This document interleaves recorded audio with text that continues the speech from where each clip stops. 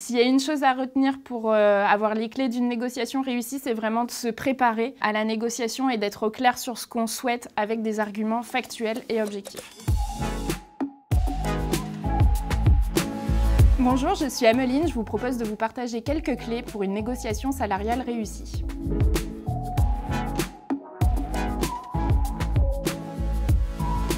Le but, c'est de sensibiliser les femmes aux inégalités salariales et à l'impact que ça a sur leur vie, et puis aussi de leur donner un programme pour être en capacité d'avoir toutes les clés pour bien négocier leur salaire.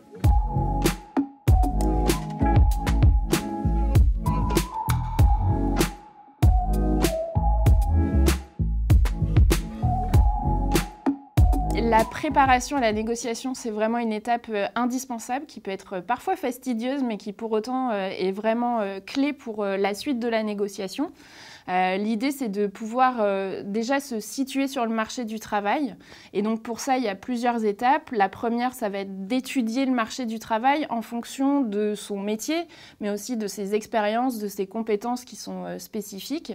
Et donc de pouvoir affiner finalement sa fourchette de rémunération sur le marché du travail. Donc là-dessus, il y a bien entendu aussi la situation géographique qui compte, puisque les salaires dans la région parisienne sont assez différents de ceux dans les autres régions de France. Il faut aussi faire le point sur sa situation actuelle, c'est-à-dire qu'il faut envisager son salaire de manière globale. Donc bien entendu, le salaire, c'est l'élément principal, mais il y a aussi d'autres éléments qui font de la rémunération indirecte, du type le nombre de congés, ou alors des avantages tels qu'une voiture de fonction qui permettent de faire des économies, ou bien sûr plutôt l'aménagement du temps de travail qui permettent derrière de faire des économies vraiment indirectes, du type économiser du temps de trajet parfois.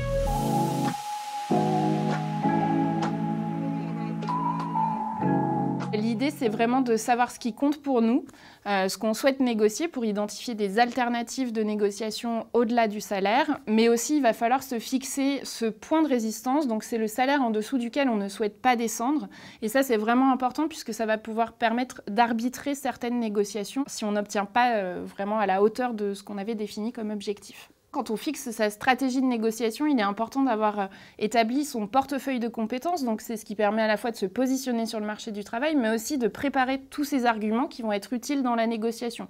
Donc moi, ce que j'invite souvent les femmes à faire, c'est de tenir à jour cette base pour noter les éléments clés de leur parcours professionnel, une activité spécifique qui a permis une réussite et qui met en avant une compétence. Et finalement, là-dedans, on va pouvoir venir piocher en fonction du contexte pour appuyer ces arguments pour la négociation.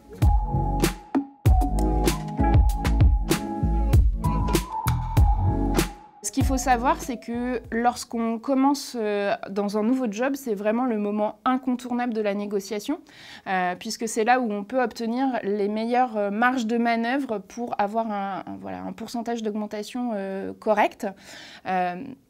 Donc l'idée aussi, ça va être de bien le préparer, puisque l'autre moment phare où on va pouvoir négocier quand on est en poste, ça va être lors d'une mobilité interne. Sinon, les marges de manœuvre sont vraiment réduites. Quand on est en poste, l'idée, ça va pas être d'attendre l'entretien annuel où finalement on va se retrouver avec à peu près 5-10 minutes pour négocier son salaire, mais plutôt de partir par exemple d'une réussite pour pouvoir négocier, puisque tout le monde a en tête finalement une réussite qui a apporté à l'entreprise, donc c'est vraiment le bon moment pour profiter de négocier.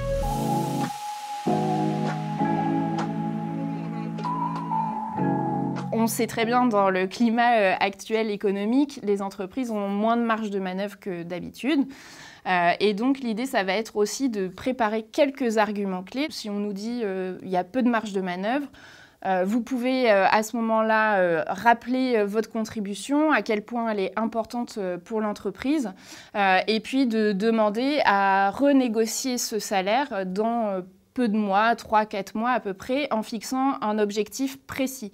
Et donc là, ça vous apporte vraiment la possibilité de reporter la négociation à un moment plus favorable. C'est-à-dire, par exemple, vous obtenez un nouveau projet, ce sera un argument valable pour négocier. Si on nous dit qu'on a déjà eu une prime, là, ce qui est intéressant à avoir en tête, c'est qu'une prime, ça valorise une activité qui est dans le passé, donc une réussite passée. Le salaire, on est plutôt sur un élément actuelles et futures. Donc c'est plutôt pour valoriser vos compétences à venir. Et donc l'idée, c'est de remercier pour la prime, mais de rappeler les raisons pour lesquelles vous demandez votre augmentation. Parce que c'est ça qui compte au fond.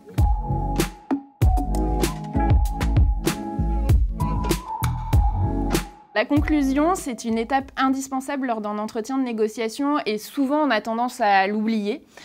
Donc ça consiste déjà à ne pas se précipiter à un accord immédiat. Parfois, l'employeur, le responsable ou le RH peut avoir tendance à vous pousser à accepter tout de suite. Or, ce qu'on a pu voir à travers différents retours d'expérience de femmes qui ont participé à l'atelier, c'est que des fois, elles acceptent finalement de nouvelles compétences, mais avec un salaire qui est un tout petit peu plus élevé, mais finalement, elles se retrouvent avec plus de charges de travail et un salaire qui ne correspond pas finalement à cette nouvelle charge. Donc, c'est important de ne pas se précipiter et de prendre le temps de réfléchir. Un temps rapide, 48 heures, ça suffit. Si l'employeur nous dit non, ça peut arriver. Il ne faut pas prendre un non comme un refus total. Il faut essayer de reprogrammer par exemple un autre temps d'échange. Et moi, je vous invite vraiment pendant l'entretien à caler ce temps parce que sinon, ça risque de prolonger la durée des négociations. S'il y a une chose à retenir pour avoir les clés d'une négociation réussie, c'est vraiment de se préparer à la négociation et d'être au clair sur ce qu'on souhaite avec des arguments factuels et objectifs.